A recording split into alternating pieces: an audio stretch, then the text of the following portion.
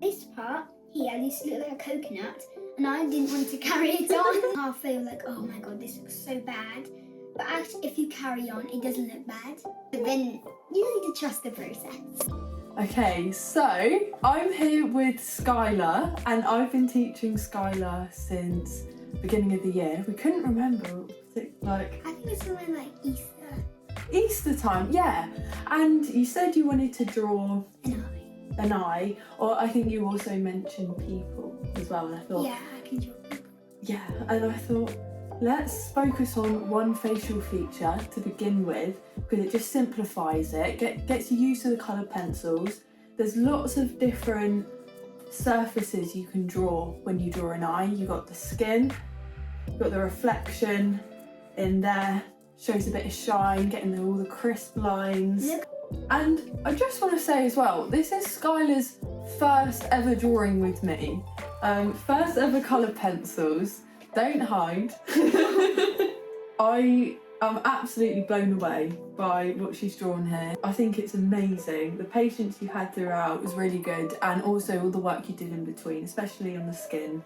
The more detailed things we did together, but I'd also just like to say I did not draw any of this. I gave the guidance, I do a lot of pointing, do a lot of ask you a lot of questions. But Skylar was the only hand that was creating this drawing. And can you just tell everyone how old you are again? I'm 10. You're 10 years old. I mean, when I finished the drawing, I was technically 9, now I'm 10. But, you know, it's technically. Everyone kept telling me, this must be, do you have an older sister who's 13 or something? And I'm like, no, I am 10. They always thought I was 13. But not Really? Yeah, because it was just so good. What were you expecting when you first came to draw well, with I was me? expecting, well, obviously an eye, if you actually look at a real eye, it seems just like a lot of the same colour. And I was expecting to come up just some of the same pencils. But when I actually started, I realised there was like a lot of like shading with the yellow, and it wasn't just one colour. There were tons of colour for the skin part, and there was lots of brown than just yellow. There was lots of brown, and then it's not just brown, is it? Yeah. How many different types of brown? So can you remember some of the ones I would say? There was a French grey. Oh yeah, French grey, so that was very muted, so that would dull it down a lot. There were like 3 different types, I think. Yeah, so then there'd be some like more peachy browns and some more like greeny brown. When I first came, I thought it would just be like the same pencil over and over, but it's not. So much different. It's not. It's just, for each part, it's not just one pencil. No. For each part, it's like 10 different pencils. All merging together. Yeah. All with a nice faded line, faded edges. And for the pupil bit, like the blue bit, we covered it in white, coloured it in blue, and then used the tool, the crafts knife to do all of the details. So my next question is, what was your favourite part to draw? My favourite part, I think, was the eyelashes, because it was very like, it just seemed very like relaxing and smooth, just like flick after flick. And it was really interesting to just watch how because without these it looked like a bit like watered that, but when you added these in, it just looked really matched in. And my favourite part was the eyelashes. It's just really relaxing when you flick it, and I think that's the best bit of the eye. I just liked how it looked very detailed when we finished it. It just looked so nice, I think. I think it does as well, and it brings more depth to the drawing, because you're talking about doing the blurred ones, and they're blurred because they're coming closer to the camera, so then it shows that they're really long and they're like sticking out at you, and then you got these ones which may be like a bit shorter, a bit like more to the side, which is why they're like a bit more crisp. It's just so nice, like the long eyelashes. But also, some people, I've showed so many people and they're really impressed by the pupil part. Like, my favourite bit was also making the iris bit, so the blue bit, what, fading into the eyeball? Fading it in and colouring it in black. So then my next question is, what was the hardest part The to hardest draw? part, I'm going to say, I mean, there isn't really a hard part. I think it was the skin, because the skins was really big, and to make a tone, a skin tone with different yellows and browns and vibrant colours. Yeah. We finished the eye itself quite quickly. It's the skin that took it quite a while.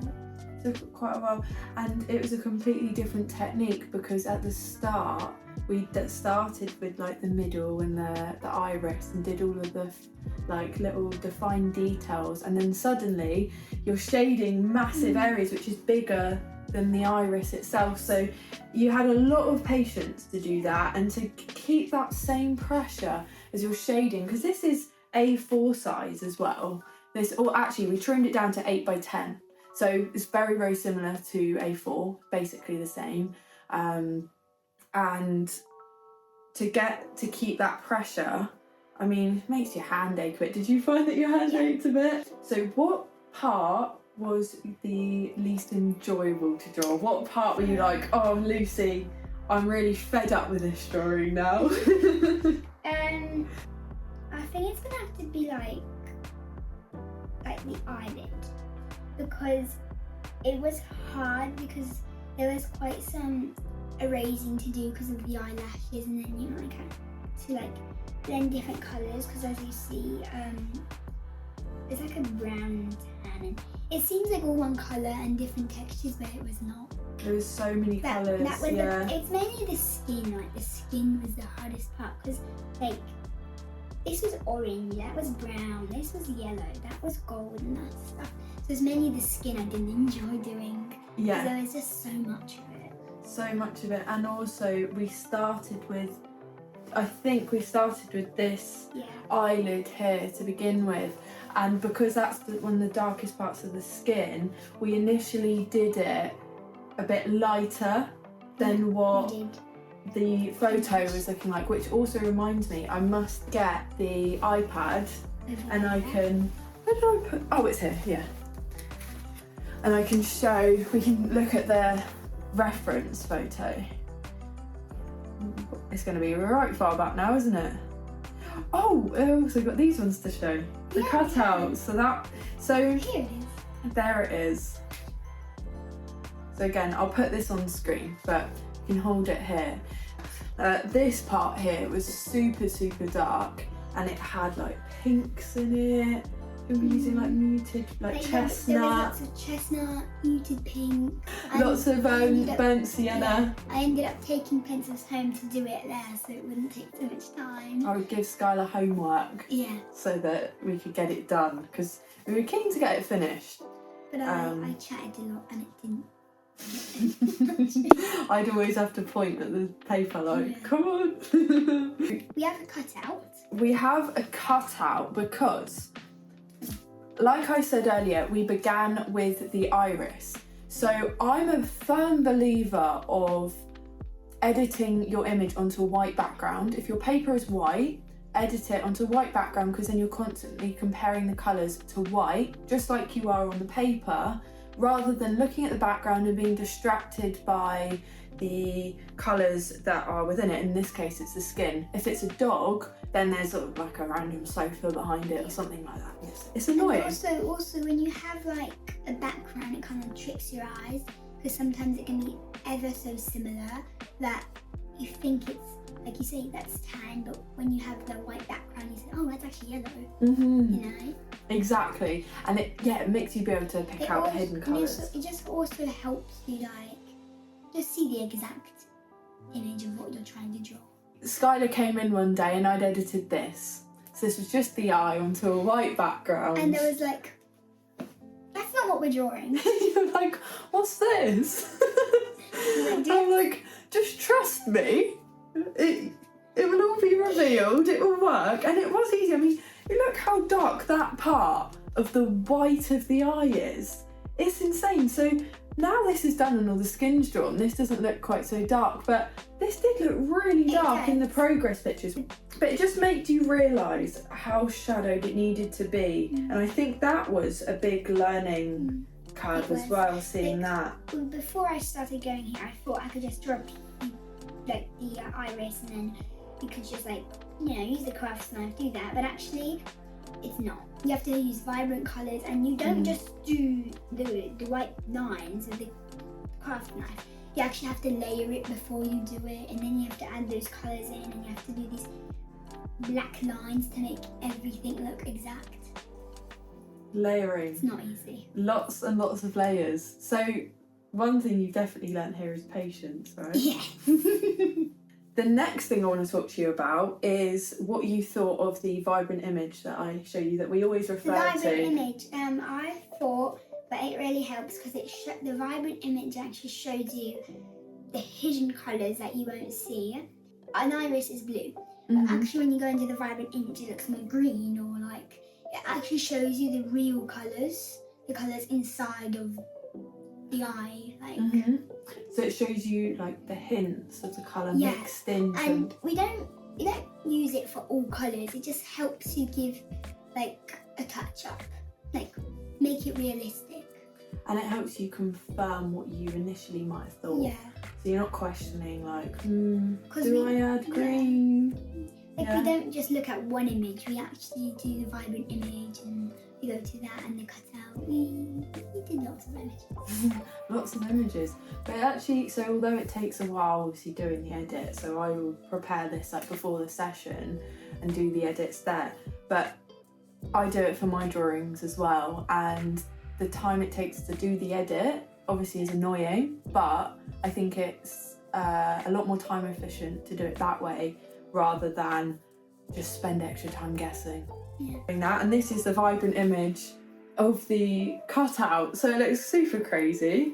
Oh, there's a dinosaur. She clicked on a dinosaur. There it is. Yeah, then the skin looks so yellow in the vibrant image. It's almost yellow. It does, doesn't it? It's brown. That's why when we were actually colouring it, I was like, why are we using brown? Why are we using green? Why are we using pink? But actually when you look, if you were using the vibrant image, you'd be like, oh, I get it. So basically drawing a Simpsons character. Yeah. Lisa, is that you? Have you seen Simpsons? No. That's sort of greeny as well, isn't it? Yeah. Sometimes the best compliment for me is when, like, let's say you posted it somewhere and people start saying, you didn't draw that, that's fake, and they start being rude to you. I don't take it as like they're being mean. I say, it's so good that they won't believe me, you know? That's exactly what I think as well. That's the right mentality. That's because if someone doesn't believe you, you're doing something that's so incredible that they can't even fathom doing it. So yeah, you should be really proud of yourself. I have been drawing people and horses for like 4 years now, but I only started like properly sketching because obviously you start off, like when you start drawing you don't really get the hang of it that quickly. It can be like I've only been sketching for a year, so you know I'm kind of not the best at it, but no, but you put so much time into it, and you keep going the way you are, and you will create things. You know, you'll continue to create pieces that you never thought you could. You just got to keep being resilient and persistent with it. And yeah, what an amazing starting point. How long did it take us? 6 months? 6 months, yeah, fortnightly sessions, so 2 hours a month. So that's only like... So 2 times 6. 12 hours.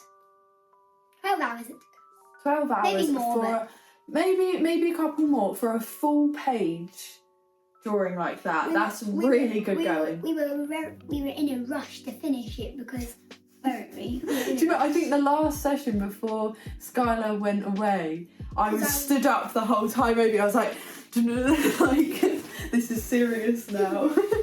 We've got to get it done. We were walking to the studio, and I was just walking normal pace, and Lucy was like this, really hurrying. Like, come on, we've got a mission. You said that. Yeah, I said, right, no talking today. I used to talk a lot. The section that needed the most concentration was the inside of this, because like you didn't really want to mess it up, because you're like, why would you put blue in there when it's actually white? But if you actually look in the vibrant image, this looks more like blue, and this is more like a greyish colour.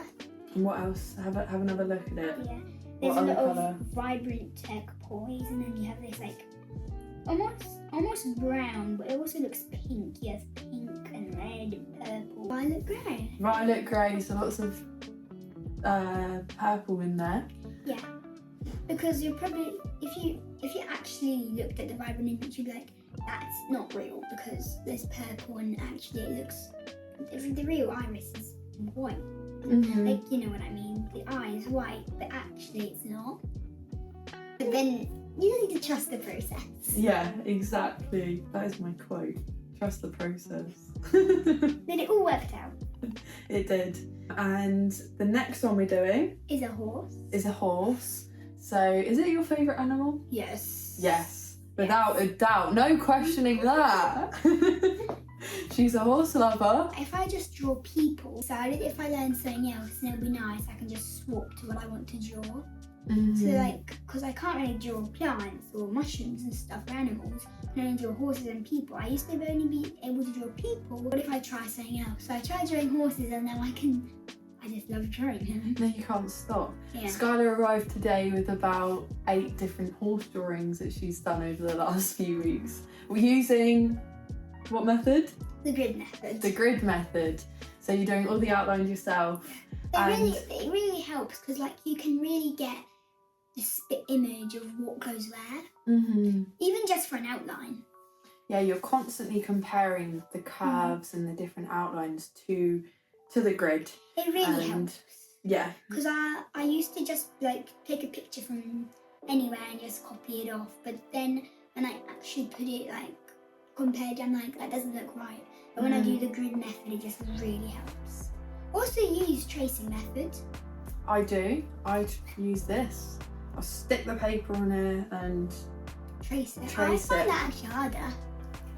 it is quite hard, because you've still got to work out the differences in tone, and you've got to work out what's worth marking to help you later on, because ultimately you end up rubbing it all out anyway. Yeah. So it's, you know, especially with a dog, you know, you've got the defined like, or with this for example, you've got the defined lines of like the bottom of the eye, where you've got the skin like stopping against the eyeball, and then the pupil. Those are all like solid, definite lines. But then you've got the area like this, like the shadow above the eyelid, and it's like, where does that stop? It's just a fade.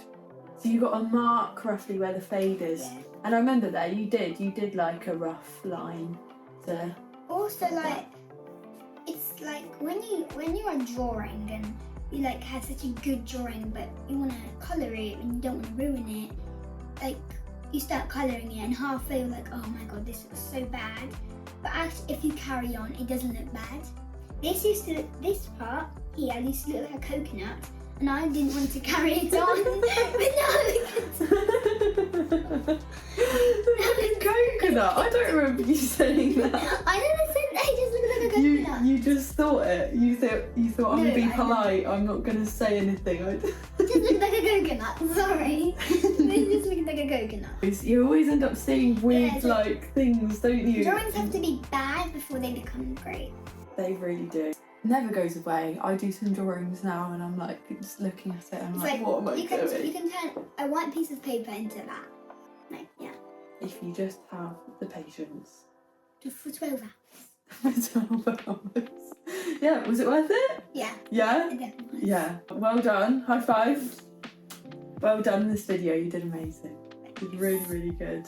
Thank you for watching. If you've got any questions to ask Skyler, send me a message or comment them in this video, and we'll have a little list. We can Or we can make a answer video them. just answer them quick. We could do a Q&A.